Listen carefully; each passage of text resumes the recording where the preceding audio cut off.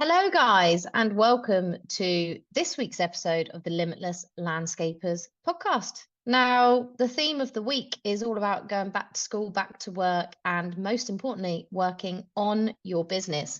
And so today I'm talking about COO. Want to know more? Let's go to the show. As the co-founders of the Landscaper Circle, we help you get more money, time and freedom to become limitless.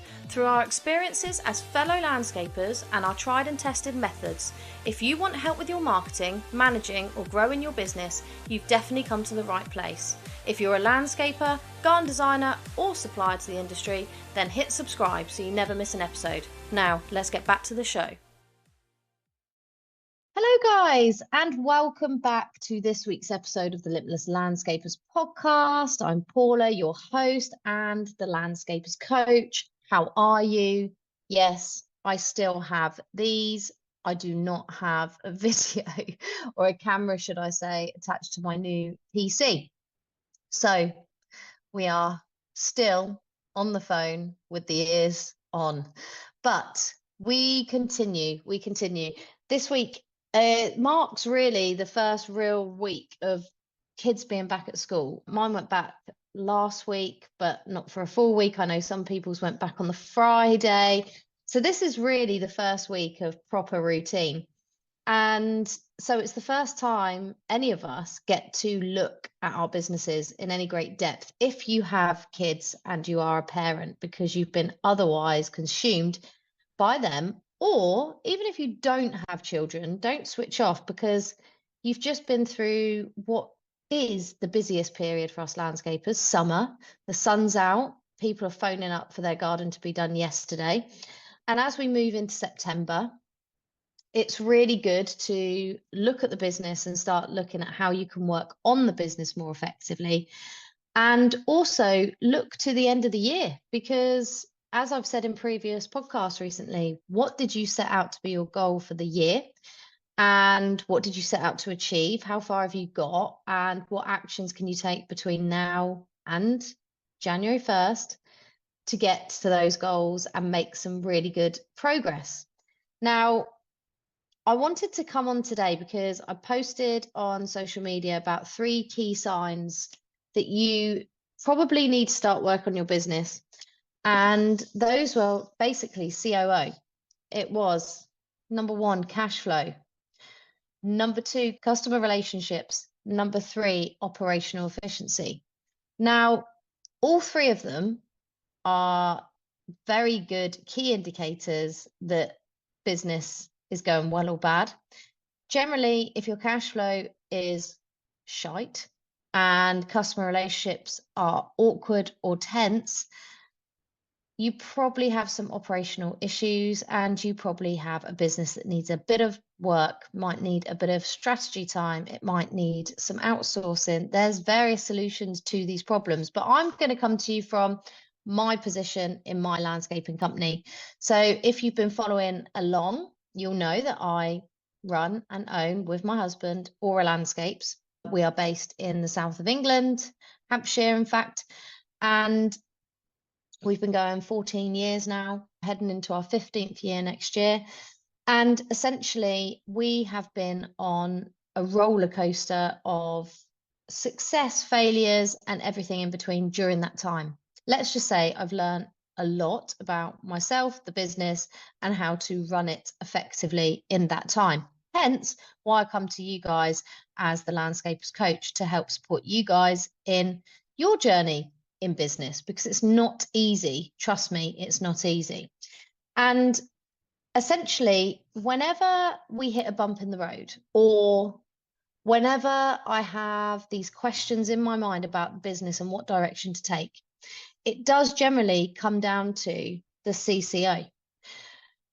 Because essentially, when I realized that our business needed to change and needed to have some work and thought put back into the business, so essentially making time to work on the business, was when our operational efficiency declined. Now, we actually spent a lot of time working on systems and processes, and working with a systemologist to implement systems in the business. However, because of the way the business was structured, the people that were part of the business, the operation efficiency was at a low point.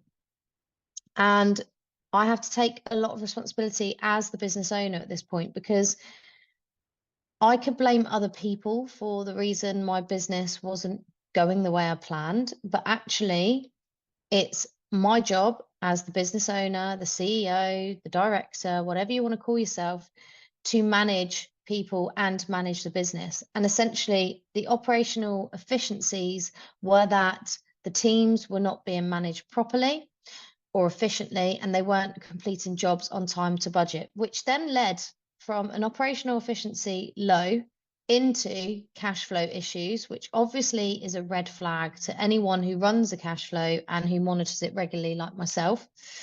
And in which case, because jobs are overrunning, you have customer relation issues because you are putting clients back. You are having to tell clients that their job is not going to be done on time, or you're not starting their job on time, and it causes all sorts of hassle. So they are the three signs, and why those are the three signs that tend to link together to create what is red flags in your business that then make you take a step back and work on the business. So when all this happened, what I did was I got my admin superstar, Anne-Marie, you must know her by now if you've been listening to the podcast, to have a look into the teams, how they were running, how efficient they were, basically look at data. Now, this is not my strong point. I do not like looking at spreadsheets. I do not like dealing in spreadsheets. I do not like data. I love data for what it gives you, but I don't like messing around with data. Whereas Anne-Marie, she loves it. So she loved it. She got to do a few reports, pull all the figures together. And yes, indeed, we were not only inefficient, we were losing money. And I had to make some decisions and some changes in the business. Now, part of that was to become more hands-on in the business. So a couple of episodes of the podcast back, I spoke about my sales management role. It also meant and required that myself and Mike sat down and worked out a plan of action and a strategy for the business going forward. Now, this relied upon many decisions to be made. And where did I go to help me with decision making? I went straight to my cash flow forecast. So I inputted where we were at, or where we are at as a company in the here and now. Real life, real time, real money, real figures, real booked in clients. So none of this, everyone says, oh, it's a forecast, it's lies. No, real figures, real time information, real information is what I'm trying to get across to you. And then I created if scenarios. So if we decided to grow the business, if we decided to reduce the business, if we kept the showroom, if we got rid of the showroom, if you understand what I'm saying, we tried different scenarios to see what would be the best course of action for our business and ourselves. It also led to discussions around what the future held. So it's looking at goal setting, it's looking at your future planning, and essentially where we want to be. Now, we made quite a few decisions just off the back of the strategy, the cash flow, and the significant operational efficiencies that were in the business. Now, we have made some mad changes here. So we have now gone back down to essentially not where we started, just slightly above that. But essentially, we are now operating at the smallest team I think that we've had since I started in the business 14 years ago. And with that meant we're having to look at the cash flow in intricate detail. So what are our commitments? So what finance do we have? What vans? What are the lease terms, etc.? How can we reduce our overhead so that we can run a profit? Because obviously it's very important. It's not just about turnover, it's about profit. You've got to make sure you're making profit to enable the business to be efficient, to actually be called a business, and for the business to be worthwhile running. Because what's the point in working if you are not profitable. I don't see the point in that myself. So we had to look at various crunch points, what staff we could keep, what staff were going, what job roles would stay, what job roles would be made redundant, what vans we're keeping, what vans we're going to be able to get rid of, etc., until we came to the plan of action that we're moving forward on today. And essentially, I can only really emphasize the importance of noticing your operation efficiencies, operations as a whole, what processes are working and what aren't, and your cash flow.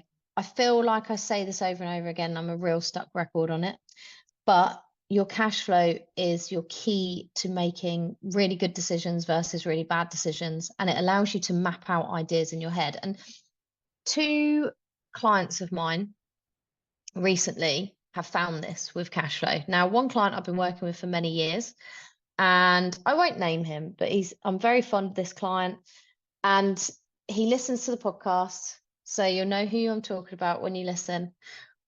But essentially, I've told him for years about his cash flow, and he's never really understood it or done it properly until now. And then he did it, and he realized how freeing it is when you can actually map out your income, when you can map out the plans for the business, when you can map out a future instead of riding by the seat of your pants.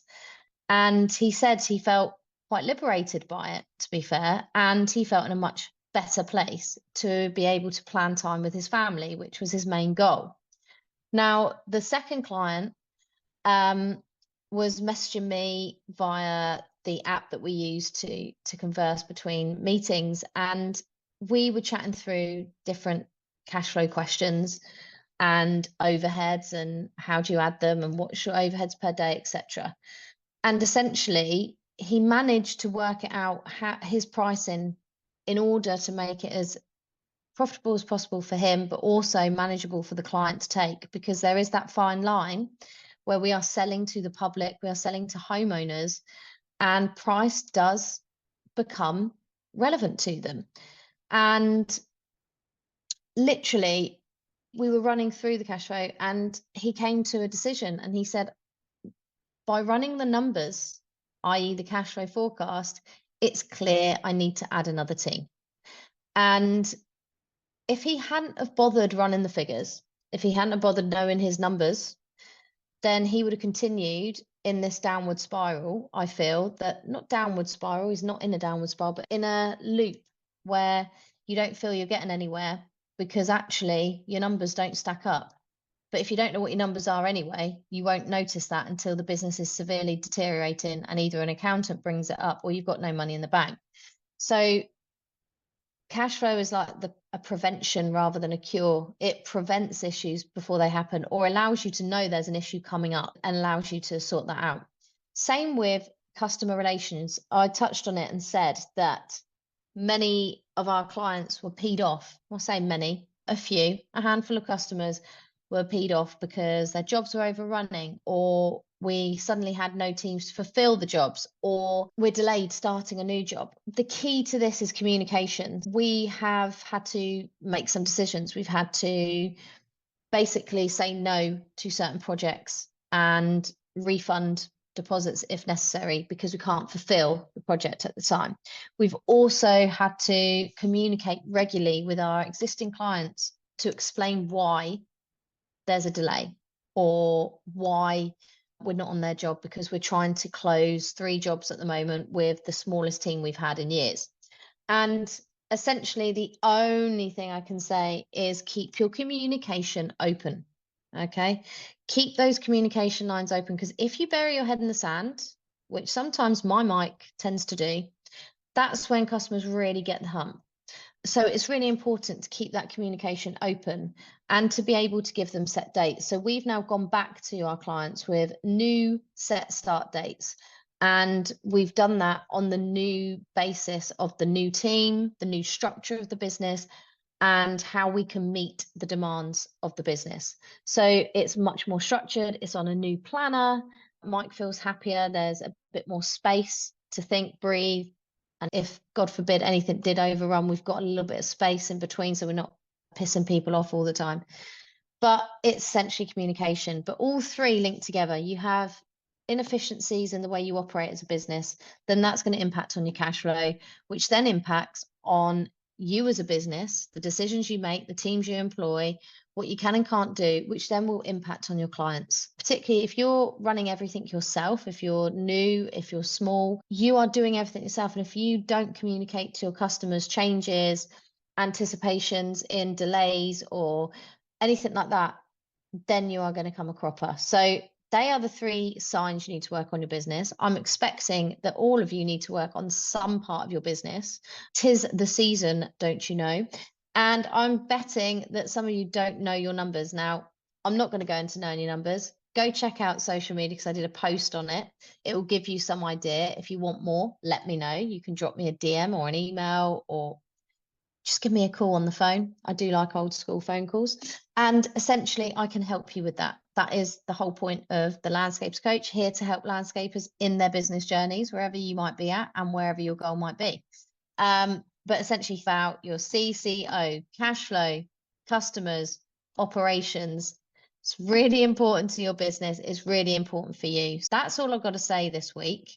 Apologies if I look sad. I've had a little bit of a moment thinking about my dog Dizzy, and I've just decided I am never ever watching All Dogs Go to Heaven ever again. Used to be my favorite movie as a child, Disney movie, but I hadn't lost a pet then, and now it's hitting a little different. So I saw a clip on Instagram. Note to self, don't look at Instagram.